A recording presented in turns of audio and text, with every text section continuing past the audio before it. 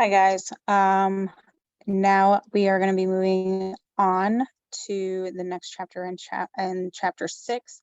I'm actually going to be skipping 6.3. So I'm going to be switching it here. I'm going to be skipping 6.3 because it is estimation. So we are skipping 6.3. We are going to go to 6.4. Now the one good thing is we already talked about this because what they are showing you were in 6.1 and 6.2 we're using fraction strips. Well, I went ahead and I did not show you fraction strips. So now they're going to be showing common denominators and equivalent fractions again. So this is a good thing because it is a one more time to look at this before we start going into fractions a little deeper. So we will be starting at 6.4 now. So this may seem even a little easier. So I'm going to go over this now. All right, it says Sarah planted 2 1-acre gardens.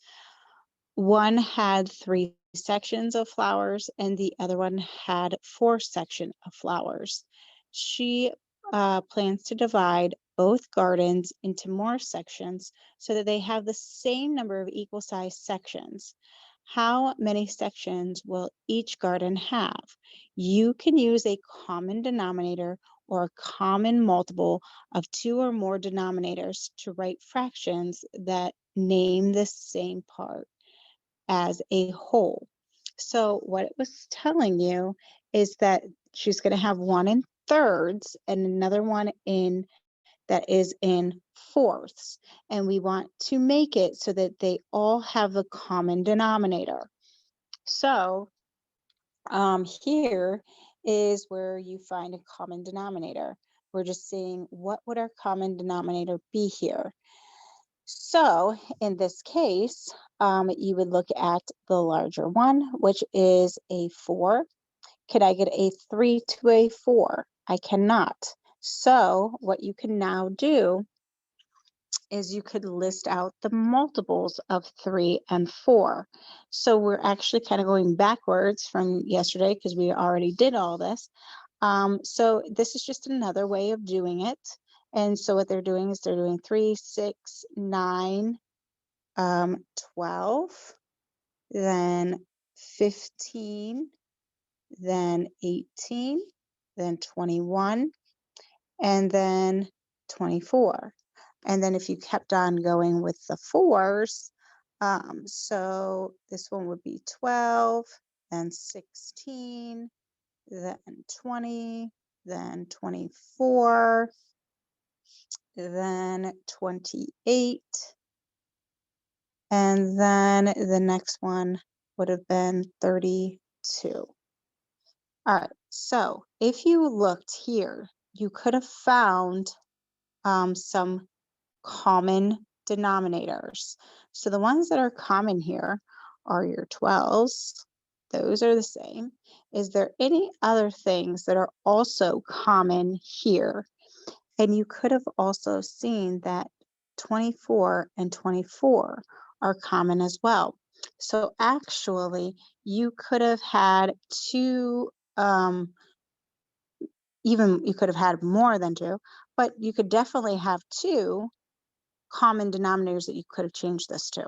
So you could have changed them to 12ths, you could have changed them to 24ths. In this case, you could have kept going and found more. But right now, what they wanted you to see is that you could have changed these. So what I'm going to do here is I'm going to change them to 12ths here, and I'm going to change them to 24ths here. So down here, I'm going to change them to 12ths because that's really what we would have picked because it is the least common denominator. So what can I do to 3 to get it to 4? What can I do to 3 to get it to 12? I would times it by 4. Now remember, I need to do the same to the top so it is all the same because I want to multiply by 1 whole.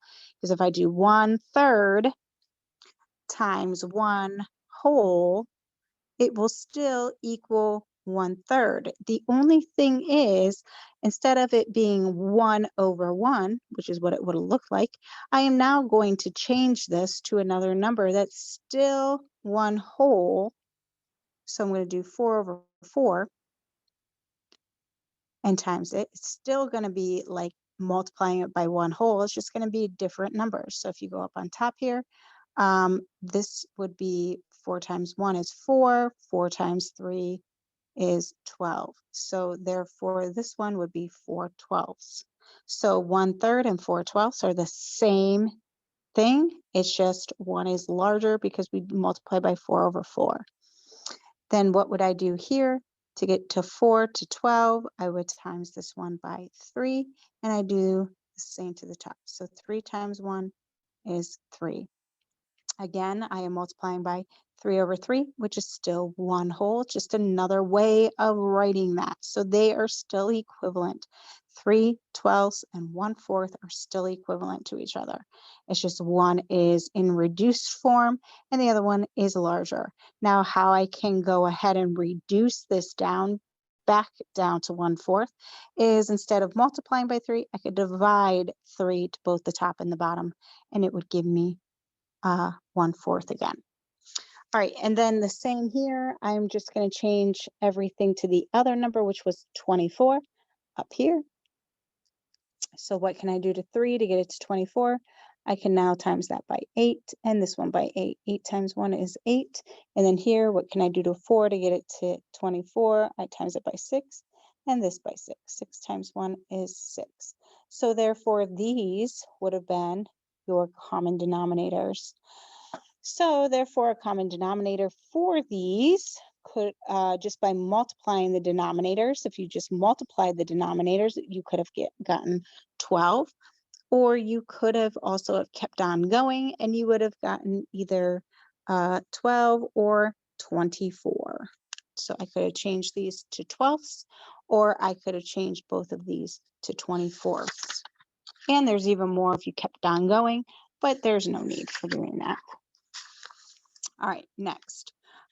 So they want us now to find the least common denominator, the smallest. So of 3/4 and 1/6. So in this case, what they wanted you to do is do multiples. Again, how I do it is I look for my bigger one, which is a 6. So can I get a 4 to a 6? I cannot. So now I'm going to go by multiples of 6, which is 6. 4 cannot go into 6. But then 6 times 2. So remember, this is 6 times 1. And then 6 times 2 would be the next multiple, which is 12. Can I get a 4 to a 12? I sure can. So what I do right there is I actually save time by doing it that way. I can look at both of them at each multiple, but going by the biggest one. Or you could have done 4. 4 times 2 is 8. 4 times 3 is 12. You could have done it this way and saw that your common one would have been a 12. So that is also what you could have done. So the common denominator would have been a 12. So then this is where you go and it says, using the least common denominator, write an equivalent fraction for each fraction. Again, all that means is you're just multiplying by 1 whole. It's just a different way to say 1 whole. So I'm going to change this to 12ths. So we already know how to do that. How do I get a 4 to a 12? Well, I would times it by 3, and then I have to do the same to the top because I still want to multiply by 1 whole. So therefore, if you did this, this would be 9/12. And then here, what would I do to a 6 to get it to 12? Well, I would have to times it by 2, and I must do the same to the top. So the thing that it's missing here is we should have times 2 and times 2, because again, 2/2. How many 2's go into 2? That is 1 whole. It's just another way of saying 1 whole. It's just a different way of saying it to get different numbers. So 2 times 1 is 2. and 2 times 6 is 12. All right, so when we rewrote it, 3/4 can be rewritten as 9/12 now. And then 1/6, once you rewrote that, it comes to be 2/12. Now, keep in mind that when you are doing equivalents, keep in mind that if it's like 3/4 times 1/2, it still gives you your 3/4. The thing is, what I can do with this one is I could still write it several different ways to still give me an equal fraction, also known as equivalent fraction, that will still come out to be 3/4 once it's reduced back down. So in this case, I could have done 3/4, and what is another way of saying 100, I could have simply said 10/10. That's another way to saying 1/2. And if I do that and multiply across, that would be 30/40.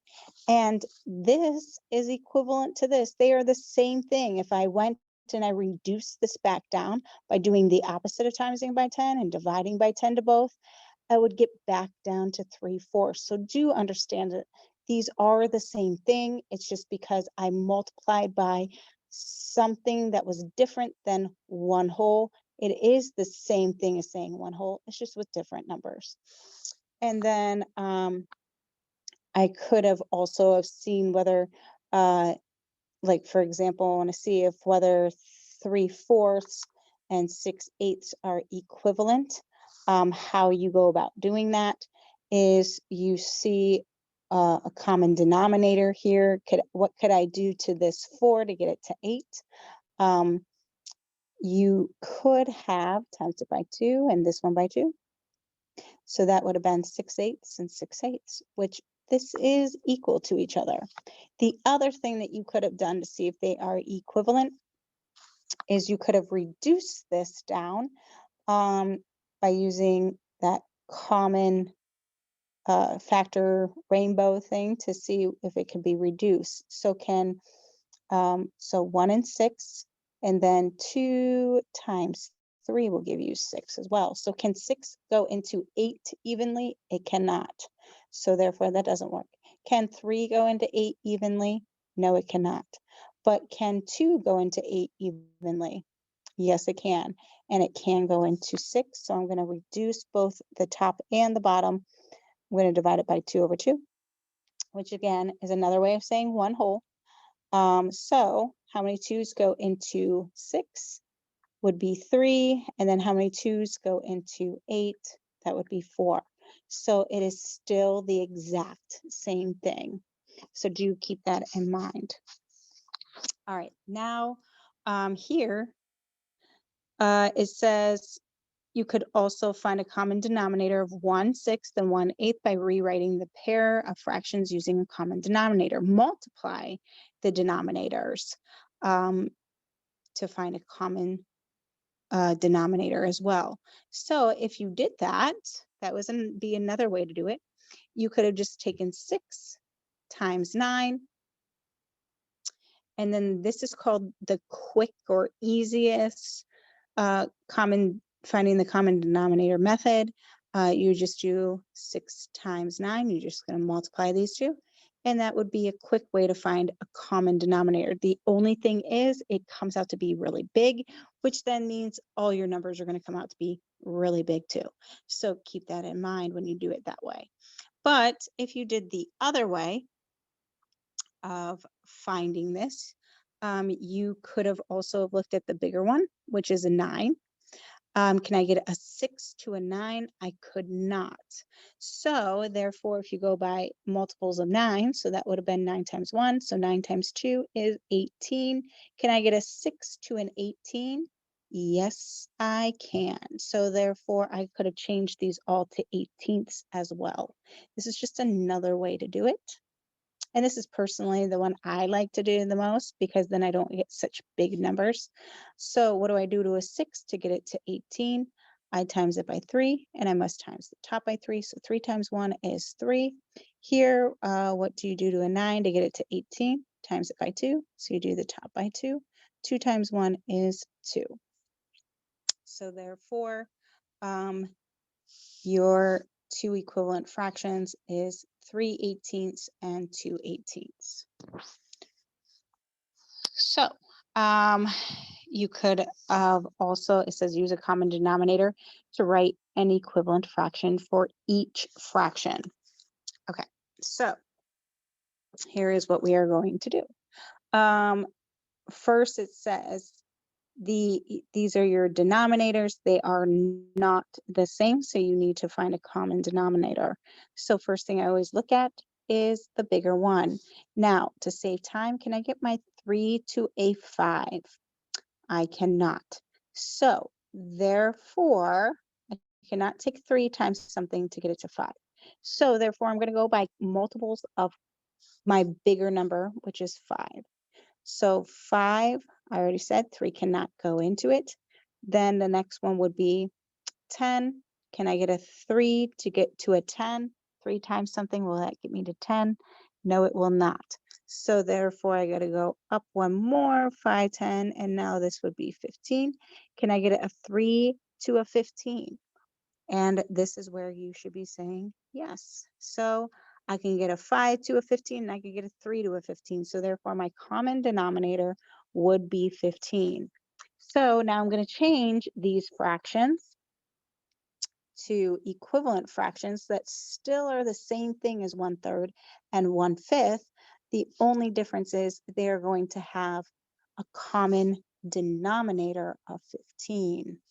So what do I do to a 3 to get it to 15? Times it by 5, and this one by 5. 5 times 1 is 5. So this one is 5/15. Next, what do I do to get a 5 to a 15? I times it by 3, and I times this one by 3. So therefore, my answer is 3/15. All right, next. I need to find a common denominator again. So in order to do this, I look at my bigger one, just a 9. Can I get a 3 to a 9? And this is where you could say, yes, you can. So therefore, I can change all of these to 9ths. And since this one is already a 9ths, I am just going to put that down as 1. And now I'm just going to change this one to 9ths. What can I do to a 3 to get it to 9? I'm going to times it by 3 and times this one by 3. So that would be 6/9. So therefore, my equivalent fractions would be 6/9 and 5/9. Next, now this is where it's going to get big.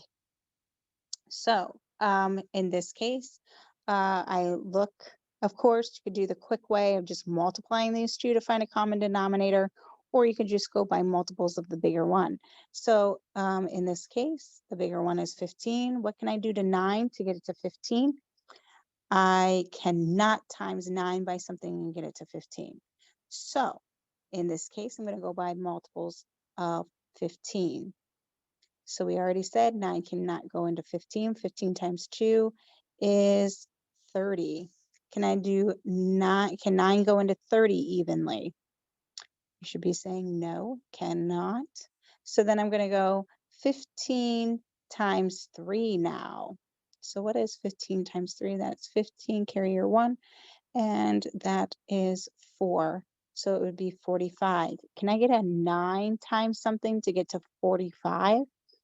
And this is where you should be saying, yes, you can. So this is going to be 45. So now I'm going to change these all to equivalent fractions that just have a common denominator of 45.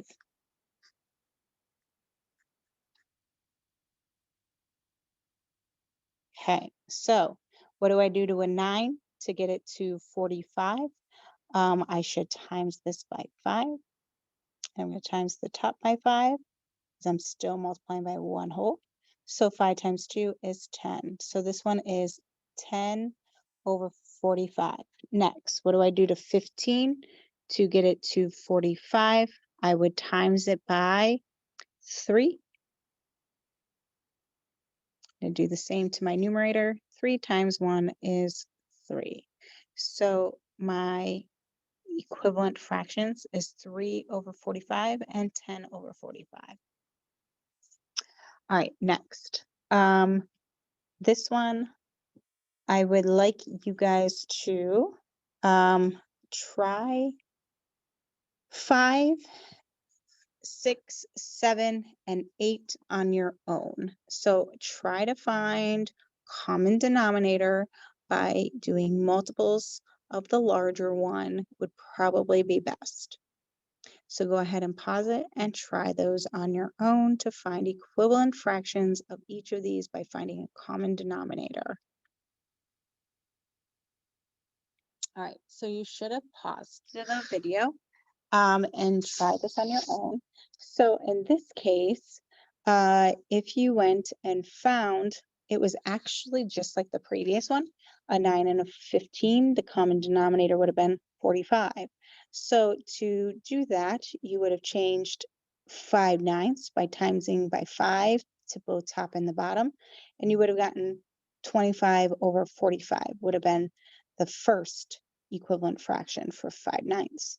Then you, to find equivalent fraction for 4/15, but just with 45 as a denominator, you would times the top and the bottom by 3. So then 4 times 3 would be 12. So therefore, 4/15 when changed to 45ths would be 12 45ths. Here, what you should have done is you should have saw that 21 is the largest. 6 cannot go into 21, so you should have done 21 times 2, which would have been 42. 6 can go into 42. So when you are changing 1/6 to 42, you should have times both the top and the bottom by 7. So then it would have been 7 over 42 would have been the 1 equivalent fraction for 1/6, and then 4 over 21. In order to find an equivalent fraction there, you would times both the top and the bottom by 2. So it would have been 8 over 42. On this one, what you should have done is you would have looked at the larger one, which is 42. You could have gone by, can you get a 14 to 42? This is where it would be a little hard. You would have to sit there and figure it out. 14 times 2 is 28, so that would not be okay. But 14 times 3 would have been 42, which is a common denominator. So we could have changed these all to 42 since this one is already in 42 as a denominator, it just remains the same. But what do you do to 14 to get it to 42? Well, you times it by 3 and you times the top by 3. So it would have been 15 over 42. On here, you would have done the same exact thing. If you went by 18s, can you get a 12 to an 18? You could not. So if you went 18 times 2, that would have been 36. Now, can you get a 12 to 36? Yes. So therefore, you could have changed these to 36. So 7/12. In order to change it to 36, you would have to times the top and the bottom by 3. And it would have been 7 times 3 is 21 over 36. Here, with 18, what do you do to 18 to get it to 36? Well, you would times it by 2 times. So then 5 times 2 is 10. So that is what you do there. All right, now this one, they just want you to know what would be the least common denominator here. So they want to know what the least common denominator would be here. Well, if you did this, it would be going by 8, right? Because that is the largest. Can I get a 5 to an 8? No, I cannot. So then I'm going to go 8 times 2 because this is 8 times 1. So this was times 1. So now I'm going to go times 2, which is 16.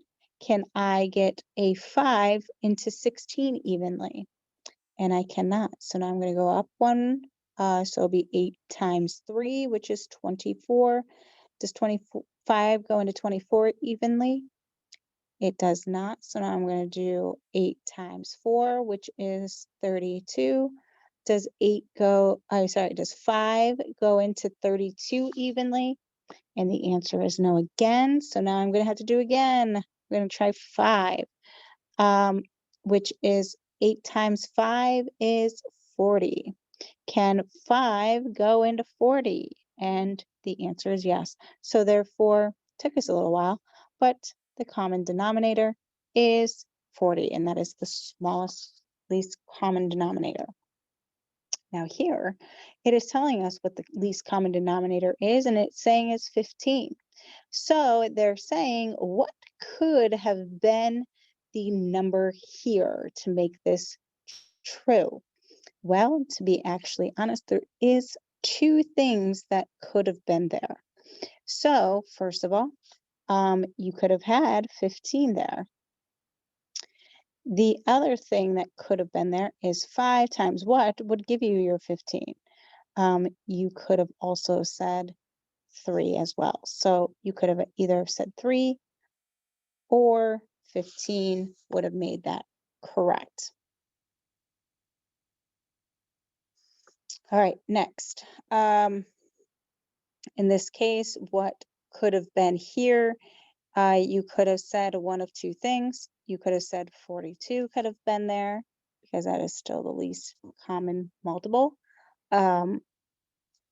Or you could have also have had what is 6 times what would give you your 42, and you should have said 7. So you could have either said 7 or 42 to make this true.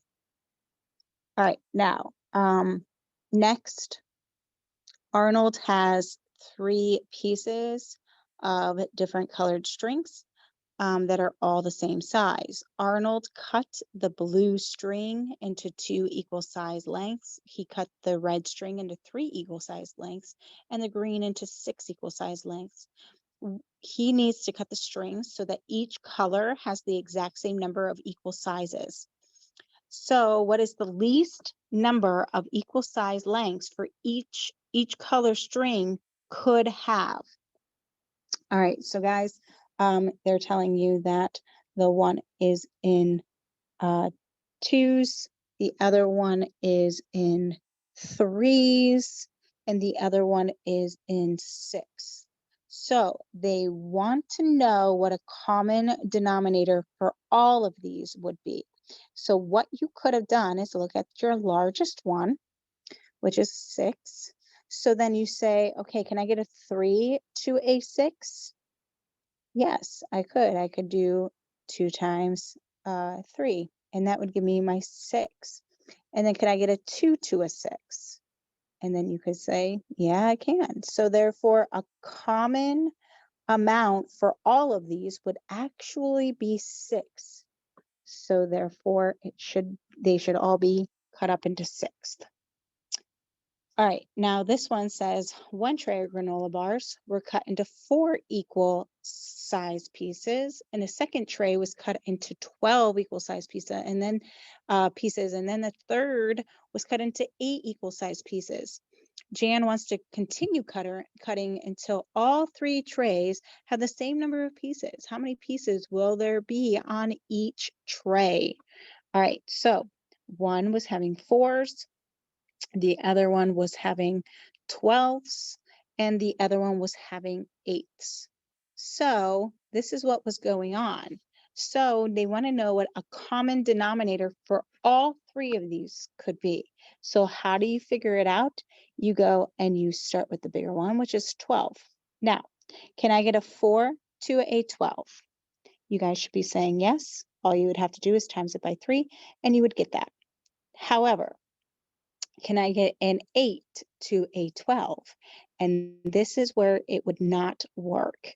You cannot do 8 times something to get to 12. So therefore, go by multiples of 12. So this would be 12, would be 1. So 12 times 1, we already checked. 8 does not work. So then 12 times 2 is 24.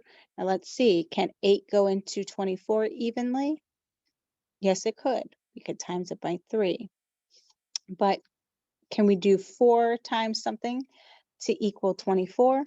And this is a yes as well. We can change it to a 6. So therefore, and 12, we already know 12 can go to 24 as well. So therefore, all of these should be changed to 24. So therefore, there would be 24 pieces on each tray.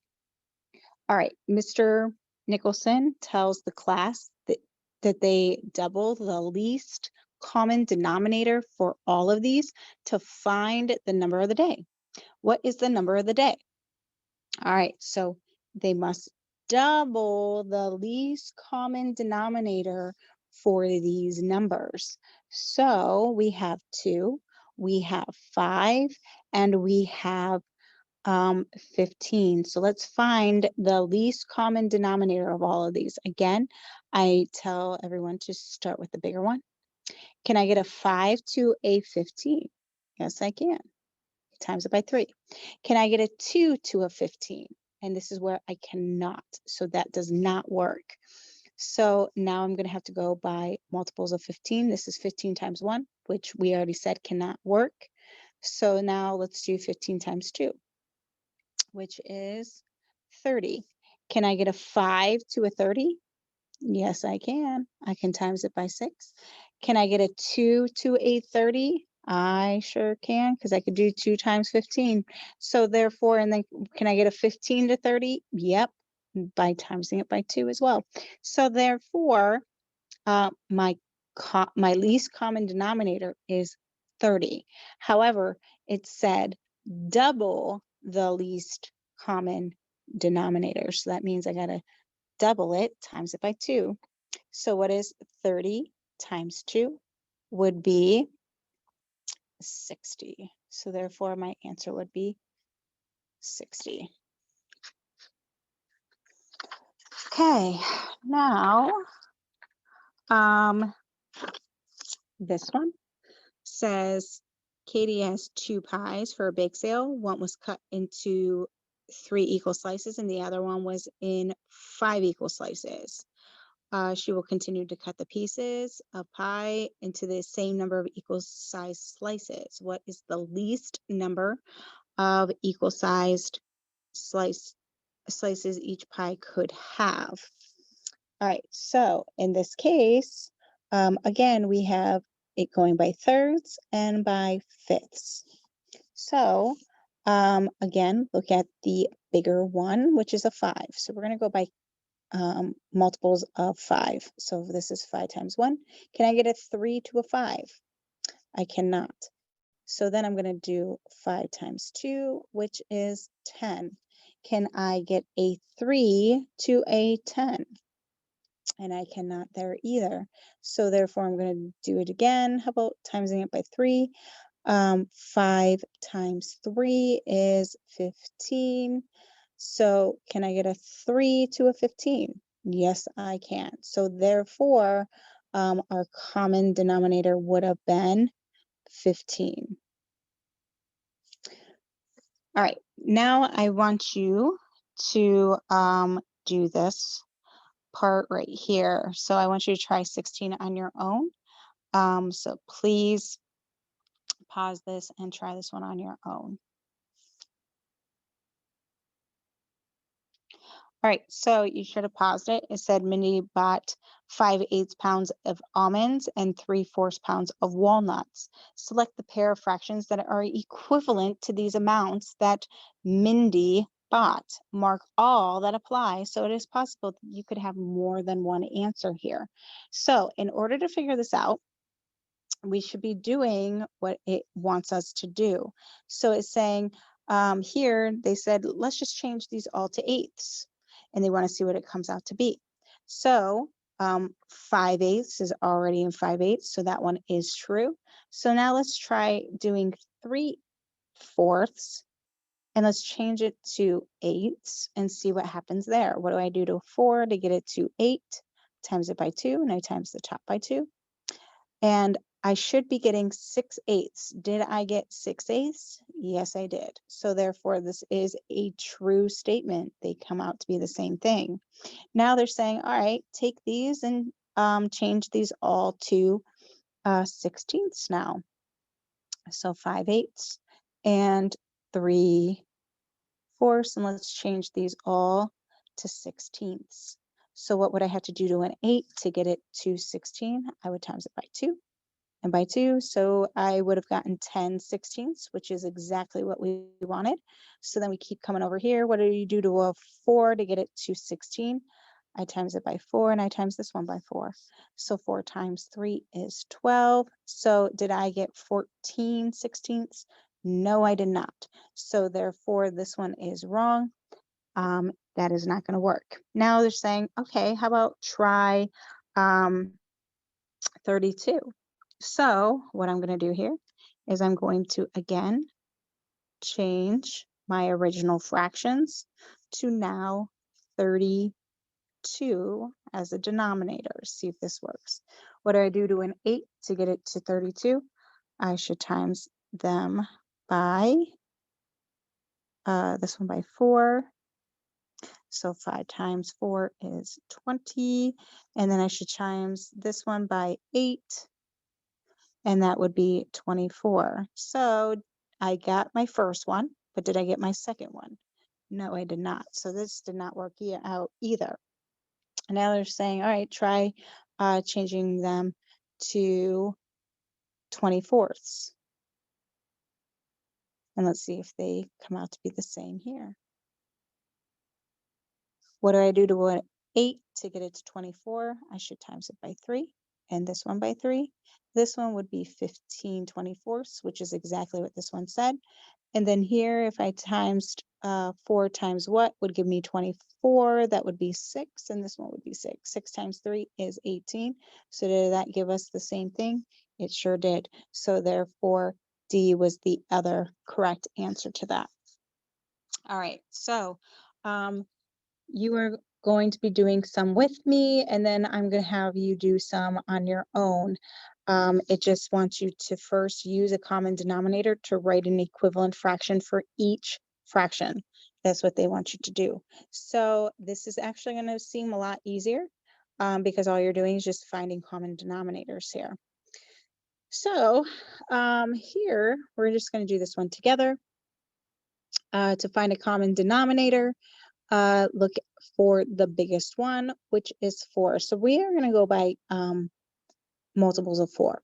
So this is 4 times 1. Okay, can I get a 3 to a 4? By multiplying 3 times something to equal 4? I cannot.